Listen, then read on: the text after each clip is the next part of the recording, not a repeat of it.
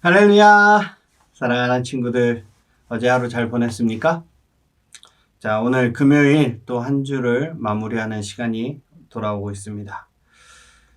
자, 그래도 힘내서 우리 시편 38편 1절에서 22절의 말씀을 가지고 오늘도 큐티를 해보도록 하겠습니다. 우리 다 같이 한 목소리로 한번 우리 시편 38편 읽어보도록 하겠습니다. 여호와여, 주의 분노로 나를 꾸짖지 마소서. 노여움으로 나를 징계하지 마소서. 주님이 쏜 화살이 내 몸에 꽂혔으며 주님의 손이 나를 내리치셨습니다. 주님께서 내게 분노하시니 내 몸이 온통 멍들었으며 내 지은 죄 때문에 내 뼈가 성한 곳이 없습니다. 나의 죄들이 무거운 짐처럼 나를 짓누르니 내 마음이 괴로워 견디기 힘듭니다. 내 몸의 상처가 점점 더 골마 냄새나는 것은 내가 저지른 어리석은 죄들 때문입니다. 내 허리가 구부러져 땅에 닿을 정도가 되었으니 온종일 슬퍼합니다. 허리에 심한 통증으로 온몸이 욱신거리니 내 몸에 성한 곳이 한 군데도 없습니다. 온몸이 떨리고 쓰러질 듯하니 내가 실망하여 신음합니다. 주님, 내가 얼마나 주님을 바라는지 아십니다. 내 모든 한숨소리를 주님은 모두 들으십니다. 내 가슴은 뛰며 힘도 다 빠졌고 내 눈은 볼 수가 없습니다. 내 상처 때문에 친구들과 이웃들이 나를 피하고 친척들도 나를 멀리합니다. 나를 죽이려는 자들이 몰래 덫을 놓습니다. 나를 해치려 하는 자들이 나의 불행에 대해 말하고 다닙니다. 온종일 그들은 거짓말을 생각해냅니다. 나는 듣지 못하는 사람처럼 들을 수 없게 되었고 말 못하는 사람처럼 말할 수 없게 되었습니다. 나는 듣지 못하는 사람처럼 되었고 대답할 줄 모르는 사람처럼 되었습니다. 여호와여, 내가 주를 간절히 기다립니다. 오 주님, 나의 하나님이여, 내게 대답해 주소서. 내가 이렇게 부르짖습니다. 악인들이 나를 비웃지 못하게 해주소서. 내가 넘어질 때 조롱하지 못하도록 해주소서. 내가 당장 쓰러질 것만 같습니다. 고통이 계속되어 견딜 수가 없습니다. 주님, 잘못을 고백합니다. 내가 저지른 죄를 생각하니 괴롭습니다. 내게 덤벼드는 원수들은 강하고 많습니다. 아무 이유 없이 나를 미워하는 사람들이 수없이 많습니다. 내가 착한 일을 베풀었어도 악으로 갚는 사람들이 많습니다. 내가 선한 일을 하려 할 때 그들은 늘 비방하고 다닙니다. 여호와여, 나를 버리지 마소서. 오 나의 하나님이여, 나를 멀리하지 마소서. 오 주 나의 구원자여, 빨리 오셔서 나를 구원하여 주소서. 아멘. 자, 오늘 제목을 보니까 절망의 구렁텅이에서 도무지 헤어나올 수 없는 깊은 구렁텅이에 빠질 때가 있습니다. 하지만 아무리 깊은 구덩이 속이라도 하늘은 뚫려 있고 소망이 있습니다. 오늘 이 시편 읽은 구절만 봐도 정말 마음에 와닿는 것이 많이 있어요. 질병에 대한 경험은 사람마다 다릅니다. 대부분의 경우에는 다행스럽게도 질병이 인생에서 일시적인 경험이죠.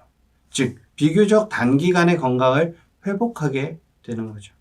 질병에 대한 다른 시들에서는 그 초점이 질병의 종결과 건강의 회복이에요. 그러나 때로는 건강이 회복되지 않을 때도 있죠. 더군다나 오랫동안 병을 앓고 있는 사람에게는 건강 회복이 불가능한 것 같아 보이기도 합니다. 치유되지 않는 경우에 환자에게 질병은 영구적인 상태로 보이게 되죠. 특히 오랫동안 육체적 병을 앓았을 때 생기는 위험은 육체적 고통으로 출발한 것이 점차 마음과 영혼의 고통으로 변할 수도 있게 되죠. 녹이 스는 거나 부패되는 거나 마찬가지로 질병 역시 삶의 기반까지도 침식할 수 있습니다. 우리 이 히브리 신학에서 삶의 기반은 두 개의 기본적인 관계예요. 첫째는 하나님과의 관계고 둘째는 동료, 인간들과의 관계입니다. 질병이 오랫동안 계속되면 이 시에서 뚜렷이 나타나고 있는 것과 같이 이 두 가지 관계가 침식당하기 시작하죠. 하나님은 멀어지고 하나님의 사랑보다는 하나님의 진노가 더 뚜렷해지게 되는 거죠. 하나님께서 고난당하는 자를 버린 것 같다는 인식이 생기게 되는 겁니다. 또한 사람들도 멀어지게 되죠. 사랑의 행위가 미움으로 왜곡되고 적의 수가 실제 이상으로 많아 보이게 됩니다. 이 모든 것이 질병의 과정의 일부분이죠. 따라서 그로 인해 육체의 고통이 결국 마음의 고통으로 바뀌게 됩니다. 그래서 시편 기자는 이런 문제들에 대해서 아무런 해결책도 제시하지 못하고 또한 자신의 상태가 호전되었으면 좋겠다는 희망 외에는 아무것도 없었죠.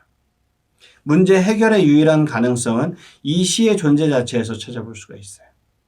다시 말해서 시편 기자는 절망적인 상황에도 불구하고 계속 기도하고 있다. 이 시편 기자는 하나님께서 병을 주시고 자신을 버렸다고 믿기 때문에 행위가 논리적이지 못했다.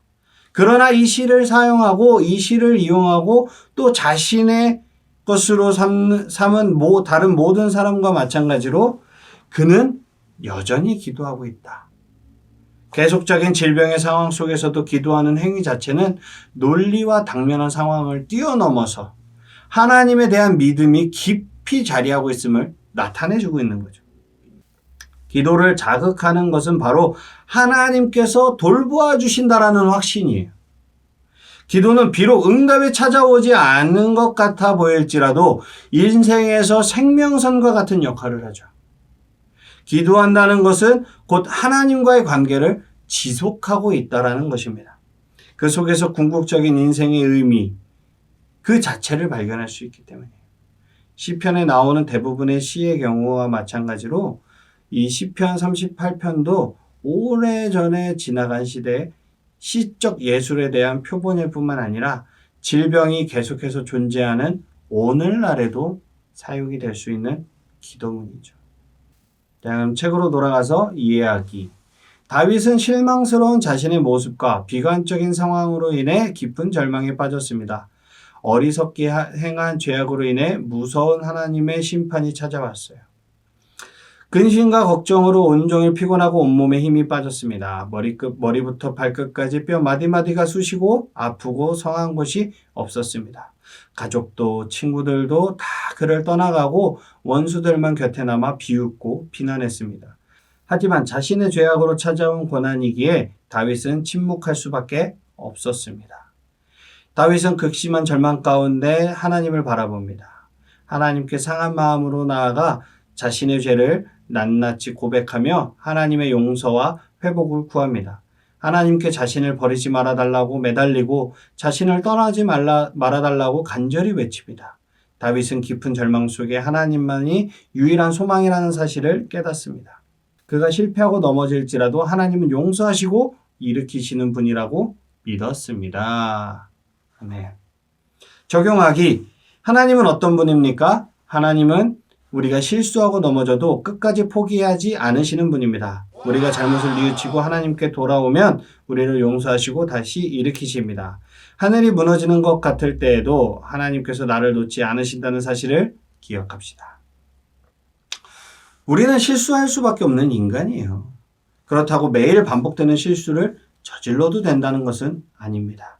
우리가 하나님께 진심으로 통해 자복하고 다시는 죄악된 길로 가지 않으려고 노력한다면, 우리가 애쓴다면, 우리의 생명을 걸고 노력한다면 하나님께서는 그 모습을 보시면서 기뻐하실 거라고 생각을 합니다. 하나님은 우리의 연약함을 들어 사용하십니다. 할 수 없을 것 같아도 하나님을 믿고 의지하며 전진하시기를 축복합니다. 우리에게 주시는 교훈은 무엇입니까? 그리스도인들도 마치 하나님이 없이 살아가는 악인들과 같이 죄를 범하고는 합니다.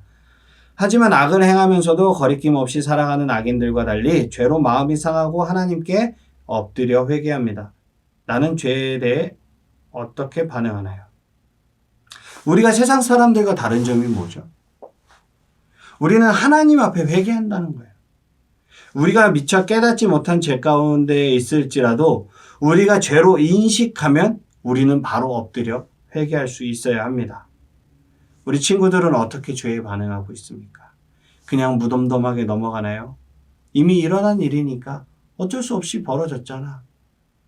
나에겐 이게 최선이었다고 이렇게 변명하면서 넘어갈 것입니까?